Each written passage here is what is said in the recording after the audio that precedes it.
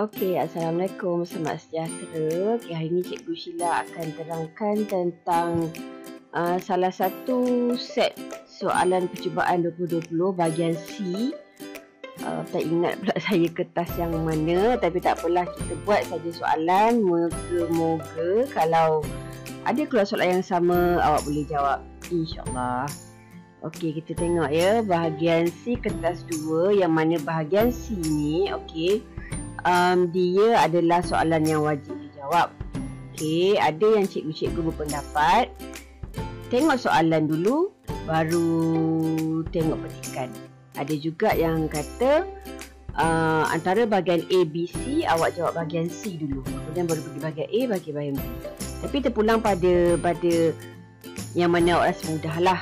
Okey, sebab akan menjawabnya nanti awak, cikgu-cikgu akan boleh memberikan pendapat cikgu ataupun bagi tips-tips cikgu-cikgu lah. Okey, kita tengok ya bahagian C ni. Okey, tentang perniagaan cetakan Husna. Okey, dia milikan tunggal. Okey, kemudian kegiatan utama dia adalah mencetak kad, baju t-shirt, sulaman, baju, banner, stiker, brochure, semua itulah. Kemudian dia menghadapi masalah daripada segi modal dan masalah memperkenalkan dan memberitahu masyarakat setempat tentang perniagaannya. Jadi Cik Husna mengambil keputusan untuk mempelawar orang anaknya yang punya kemahiran dan pengurusan bagi menjalankan perniagaan bersama-sama yang dikenali sebagai perniagaan Husna dan rakan-rakan. Okay, first tu tunggal, awak nampak. Kemudian yang kali kedua ni dia cerita dia ajak anak-anak dia, dua orang rakan dia, dan buka perniagaan Husna dan rakan-rakan. Kat situ kita boleh bayangkan lah, okey, macam ada perubahan menjadikan perniagaan dekat situ. Okey, kemudian mereka melaksanakan beberapa strategi pemasaran untuk meningkatkan jualan. Okey, antara strategi pemasaran dilaksanakan adalah seperti berikut. Okey, yang tadilah dia buat banner. Okey, awak nampak ni kedai cetakan ni. Okey, ini cara dia mengiklankan dia punya perniagaan lah. Okey, kemudian macam mana pun mereka tidak dapat mencapai sasaran jualan yang telah ditetapkan. Okey, yang ini awak nampak banner ni. Cara mereka mempromosikan yang punya perniagaan lah. Okey, kemudian awak tengok. Okey, ni servis-servis yang diadakan. Okey, servis sulaman, cetakan baju. Kemudian perniagaan Husna dan rakan-rakan. Okey, awak tengok dekat graf sini. Jualan sebenar dengan sasaran jualan. Okey. Okey, kita pada bulan Mei sasaran jualan dia 100,000. Tapi dia pun jualan sebenar dia separuh. Jun pun macam tu juga, tak capai juga. Julai pun macam tu juga, tak capai. Jadi bagi menambah modal perniagaan, dua buah bank telah dikenal pasti untuk mendapatkan pinjaman. Okey, jadi ada pinjaman bank mesra selalu, ada daripada bank idaman. Jadi dia akan bagilah dekat sini amount dia, tempoh bayar balik dan kadar faedah. Okey, jadi mereka perlu mempertimbangkanlah bank mana yang sesuai untuk mereka membuat pinjaman. Okey, kemudian dilampirkan juga penyata aliran tunai sebagai bukti bahawa aliran perniagaannya masih dalam keadaan yang memberangsangkan. Sebab bila kita nak buat pinjaman bank, penyata aliran tunai kita kena cantik. Tak naklah ada negatif ataupun kurangan. Okey, ini penyata aliran tunai yang diberikan. Okey, bila awak nampak ada macam ni tu. Ni ada soalan lah sekarang ni. Jangan takut bila nampak soalan ada kira-kira. Tak ada masalah sebenarnya. Yang ini pun awak dah pernah buat dan kadang-kadang benda tu boleh fikir logik.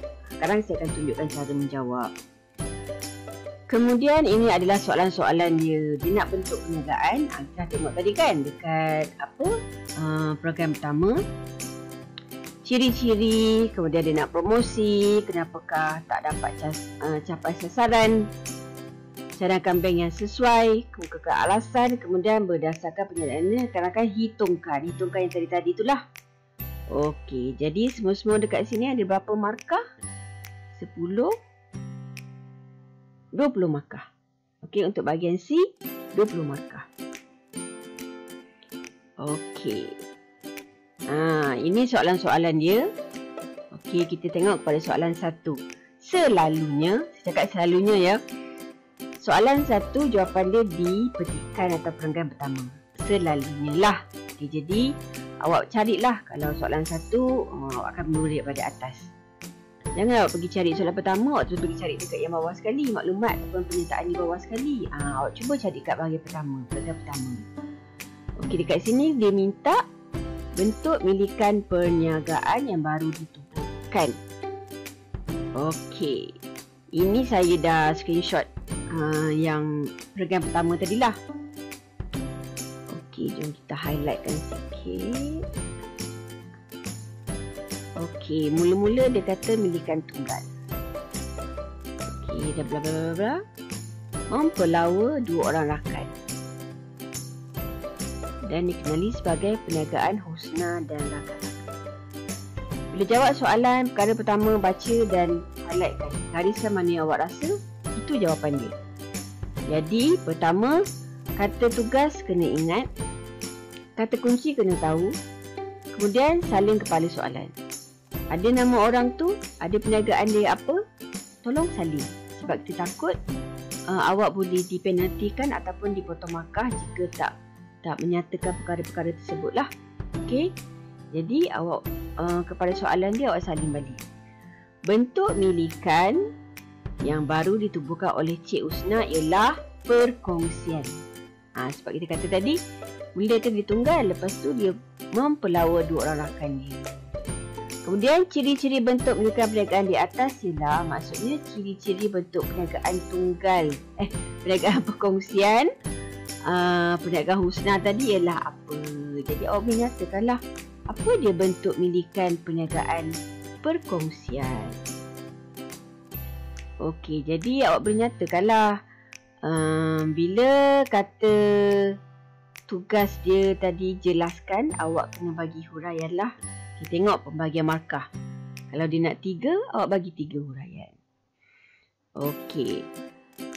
Bilangan rakan kongsi 2 hingga 20 orang. Liability rakan kongsi tidak terhad. Kemudian agihan untung macam mana? Cukai macam mana? Tidak dikirakan cukai perniagaan tapi cukai perseorangan. Jadi awak bagilah mana-mana huraian. Awak dapatlah markah penuh di situ. Yang tadi tu dia nyatakan apa? Perkongsian kan, awak dah bagi fakta. Dapat 1 markah dekat situ. Habis soalan bahagian 1. Okey, kemudian jelaskan kelebihan promosi yang digunakan oleh perniagaan husna dan rakan-rakan 4 markah. Okey, dekat sini dia nyatakan, okey, berapa strategi perniagaan. Okey, inilah strategi-strategi dia. Dia buat flyers. Okey, dia buat apa mungkin ini, dia letakkan di majalah ke dekat mana-mana. Okey, jelaskan kelebihan promosi yang digunakan oleh perniagaan husna dan rakan-rakan. Okey, jadi kita nampak tadi dia ada macam banner tadi kan. Dia gunakan untuk memberitahu, dia ada beritahu dekat dia punya pelanggan ataupun orang-orang. Digunakan untuk memberitahu, untuk memujuk, untuk mengingat. Digunakan juga untuk meluaskan pasaran dia. Supaya apa? Supaya produk sentiasa dapat sambutan. Kemudian bolehlah bagi contoh periklanan, promosi jualan, banner, flyers. Okey, dekat sini pun awak tengoklah pembahagian markah, awak bagilah huraian-huraian yang mana awak rasa mudah untuk awak ingat. Okey, soalan ketiga. Okey, kenapa perniagaan Cik Husna tidak mencapai sasaran? Di perniagaan Cik Husna tidak mencapai sasaran yang telah ditetapkan kerana, ingat kepala soalan tolong tulis perniagaan apa, kita tahu perniagaan siapa, kita tulislah perniagaan nama orang tu iaitu Cik Husna. Okey, agak-agak kenapa? Kenapa kita punya perniagaan selalunya gagal ataupun tak dapat capai sasaran jualan? Okey, ini antara-antaranya lah. tidak mahir dalam strategi pemasaran ataupun dia kurang melaksanakan promosi. So maka kat sini 3 je. Ataupun harga dia kurang berpatutan sebab tu orang tak nak. Yang ni pun awak boleh fikir logik tau. Kenapa perniagaan sadu tu tak capai sasaran. Kualiti produk, perkhidmatan tak menepati masa. Okey, kemudian barang tu pelanggan tak puas hati. Awak tulis je. Okey, dekat situ awak dapat dah 3 markah. Okey, cadangkan bank yang sesuai dipilih oleh Peniaga Husna dan rakan-rakan 4 markah. Okey, bila ada soalan cadangkan, awak boleh bagi mana-mana pun betul. Cakap bank mesra pun betul, bank idaman pun betul. Tetapi bila ada soalan cadangan, kena nyatakan kenapa awak pilih dia. Okey, kenapa awak pilih bank tersebut lah. Okey, amount pinjaman dia ada sama RM20,000. Okey, tempoh bayaran balik kalau dekat bank mesra selalu 5 tahun. Dekat bank idaman 10 tahun. Kadar faedah 5%. Dekat sini bank idaman 6%. Awak kena tahu semakin lama kita meminjam, semakin tinggi bayaran faedah yang dikenakan ataupun yang kita kena bayar.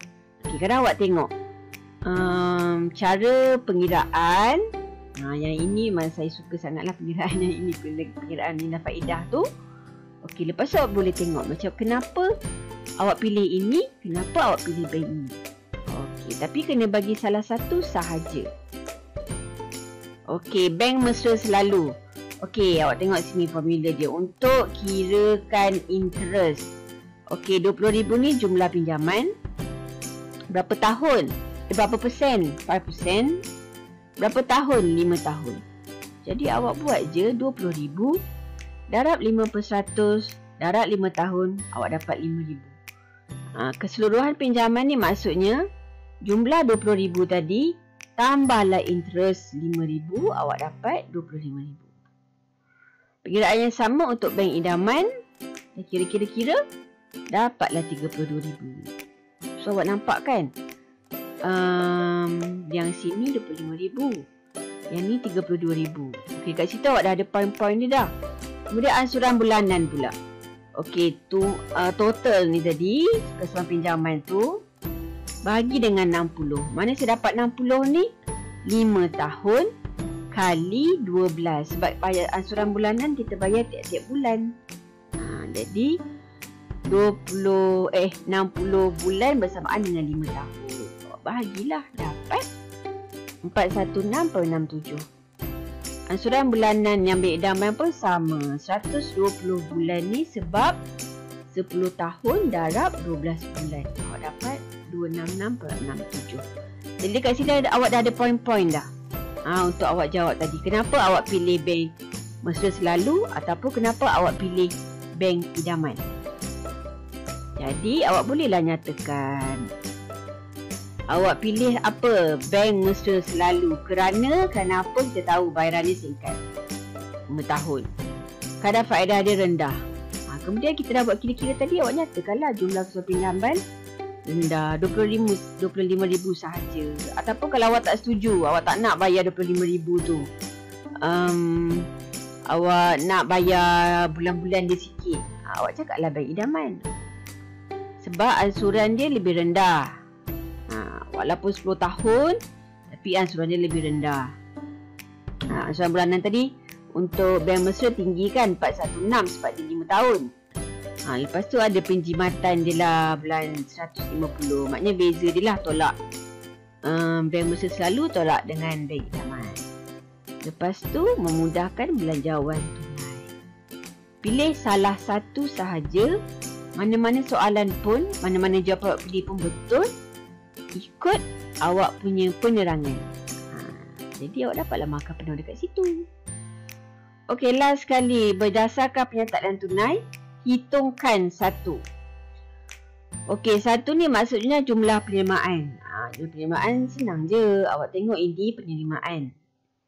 Bawah penerimaan ada tunai, ada pinjaman. Jadi jumlah maksudnya ini tambah ini. Awak dapat RM60,000. Okey, lebihan ataupun kurangan pula. Macam mana awak nak dapat? Okey, kita ada penerimaan, kita ada pembayaran. Okey, jumlah pembayaran ni kan. Jumlah penerimaan tadi RM60,000. RM60,000 kita terima sebanyak ini. Kemudian kita tolak, kita bayar banyak berapa? 25,542. RM60,000 tolak jumlah pembayaran tadi. Okey, jumlah penerimaan tolak jumlah pembayaran, awak dapatlah dia punya lebihan. Dapatlah 34,458. Okey. Kemudian nombor 3. Jumlah pembayaran mana nak dapat? Okey, awak tengok ya, baki ni awak dah bawa ke atas. Okey, jumlah pembayaran. Okey, kita nampak nama pembayaran. Pembayaran ada RM15,000. Tak ada gaji, tak ada sewa. Okey, kita ada faedah. Total. Dapatlah jumlah pembayaran 2254. Okey, ni pula baki. Okey, macam mana awak dapat baki ni? Kita dah ada baki sini. Okey, jumlah-jumlah semua ni dah penuh. Kita dah ada lebihan atau kurangan. Okey, baki dia, baki bawa ke bawah ni tadi, tambah ini. So, awak dapatlah 171,916. Senang sahaja, awak ikut je punya urutan. Okey, lebihan kurangan. Macam mana dapat lebihan? Macam mana dapat kurangan? Terima, tolak jumlah bayar, awak dapatlah ini 172,458. Kemudian baki pula. Macam mana dapat baki? Okey, 344, 374. Okey, kalau awak tak ingat formula langsung tak boleh fikir, awak cuba je main-mainkan nombor tu. Ni tolak ni dapat tak? Ni campur ni dapat tak? Itu gunanya ada skema jawapan. Daripada skema jawapan tu, awak akan dapat belajar sesuatu. Bila awak dah buat banyak-banyak kali, awak akan ingat dah setiap dia.